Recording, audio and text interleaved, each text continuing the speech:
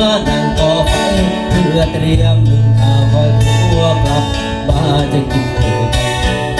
มือคนขาดก็ฟางผ้าฟื้นคงจะวางไว้ผ้าแห้งนำมาทิ้งไฟทักตุ้งวางเงินแต่งมี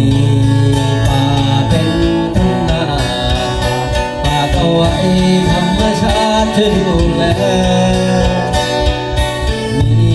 ลำธารเป็นตั้งหลากหาปลาไม่ต้องซื้อเพียงจับหาไว้แค่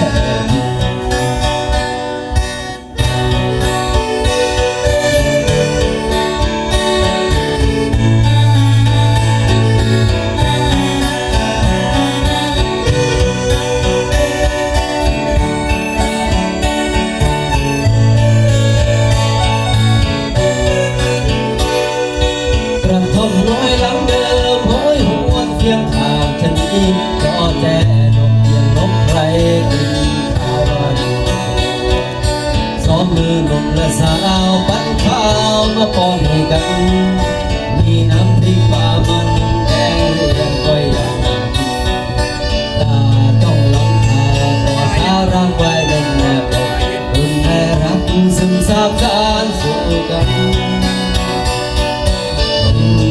ชายคายังสอดแสงนวลดวงจันทร์หุ่นน้อยยิ้มหวานก็จะเคลิ้มหลับไป